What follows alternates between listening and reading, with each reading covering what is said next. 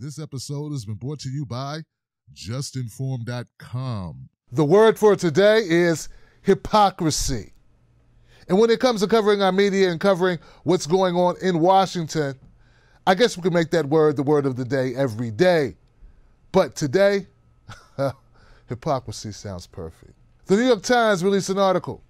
It was an op-ed written by an anonymous source inside, or supposedly inside, the White House, a senior official of Donald Trump, with scathing remarks about Donald Trump and the so-called resistance.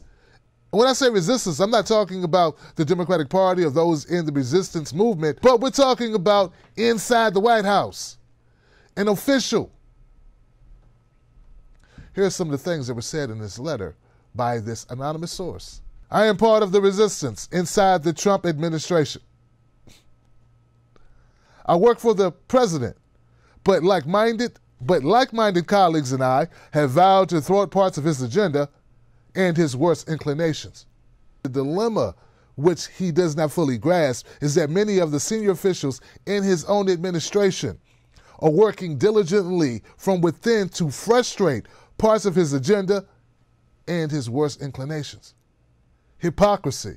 So you say you want to thwart Donald Trump's agenda and his worst inclinations. See, this makes me think, what do you think was his agenda? I thought it was to turn around the bad trade deals that have jobs going overseas. Is that his agenda? And if so, is that the agenda that you're trying to thwart? When you say worst inclinations, would you be talking about war? I mean, there's a lot to talk about here. I mean, Donald Trump did drop 40,000 bombs in his first year in office.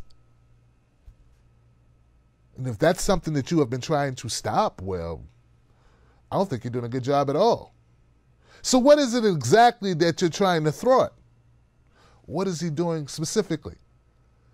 We believe our first duty is to this country, and the president continues to act in a manner that is detrimental to the health of our republic. See, right there, when you say he acts in a way, do you mean his actions as in what he does for the country as far as policy? Or do you mean Twitter? I'm just trying to wrap my head around what you're really talking about. But there are no specifics in this article. Give me something to go on.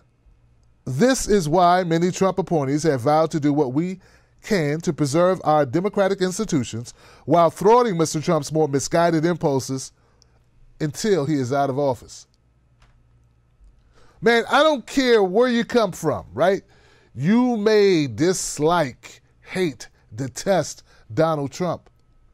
And there are a lot of things that Donald Trump does that I definitely have issue with, take issue with, and battle against, even go so far as condemn as far as possible, as humanly possible. But I can't sit back and co-sign someone, whoever this person is, writing an op-ed in the New York Times where he gives no specifics. And I say he because when the New York Times posted this, they said it was a he. They wrote the word he. So stop with the Melania Trump and the Ivanka Trump thing. It's not them. You can let that go. But what I'm saying is, this right here, this is either an incredible distraction or it's an incredible act of gutting Donald Trump. And to my Democratic people watching, Democratic Party folks, what if this would have happened to Obama? I mean, there are a lot of things that Donald Trump has done that I don't agree with. But put the shoe on the other foot. What kind of precedence does it set when a serving White House official can undermine the president to this degree? And if this person is being truthful and honest, there is a group, as noted in the document or in the article, that are against Donald Trump. And we're not talking about an outside group. We're talking about a group of people that were hired by Donald Trump. When people talk about a coup, this is what they mean. Here's your coup. There are some people who are happy about this document. They think that this supports all of our notions about Donald Trump and somehow this validates it. But in my opinion, if you're going to go and write an op-ed, And if the New York Times is going to publish the op-ed and you don't have the courage, the integrity, the ethics to put your name behind your words, and then you're going to remain within that administration, this seems to me to be nothing more than you covering your ass. You don't want to be blamed for things that Donald Trump does, but you still want to pick up your paycheck. You are nothing but an Omarosa. Maybe worse, because you did it after Omarosa. And this is, according to you, this has been an ongoing strategy by those within the administration. Now, for Donald Trump and all you Trump supporters, just remember, Donald Trump hired these people. These are not infiltrators. These are people that he hired. And according to the person who wrote the document, they're more than one.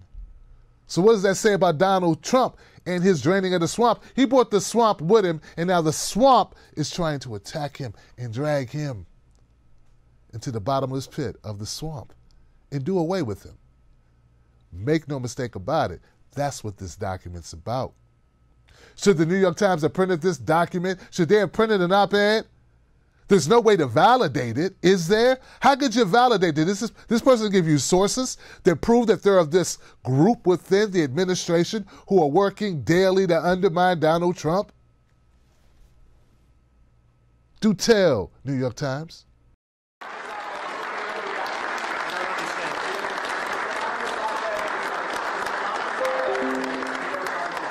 I am part of the resistance inside the Trump administration.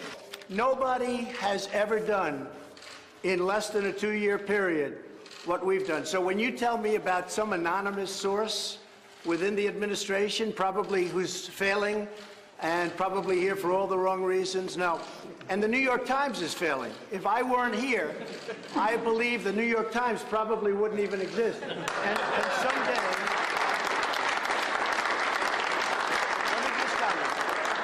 and someday when I'm not president, which hopefully will be in about 6.5 years from now, the New York Times and CNN and all of these phony media outlets will be out of business, folks. They'll be out of business because there'll be nothing to write and there'll be nothing of interest. So nobody has done what this administration has done.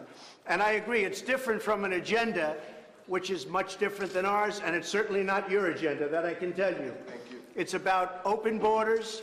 It's about letting people flee into our country.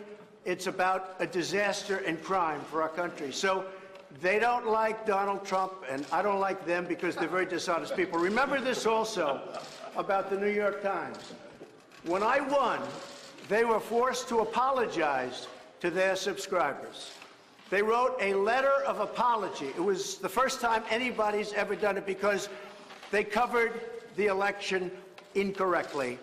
So if the failing New York Times has an anonymous editorial, can you believe it? Anonymous, meaning gutless, a gutless editorial. We're doing a great job. The poll numbers are through the roof. Our poll numbers are great. And guess what? Nobody is going to come close to beating me in 2020 because of what we've done.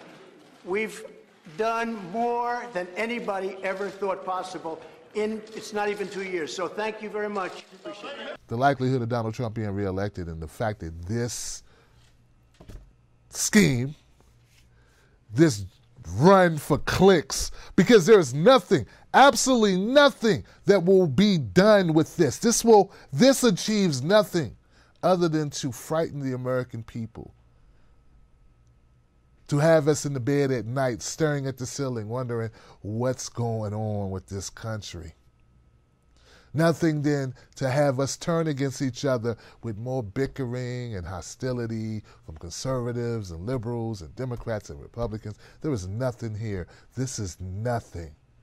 They didn't even produce any documents or any evidence, even assert any evidence that Donald Trump is doing anything illegal. Just saying he did things they didn't like.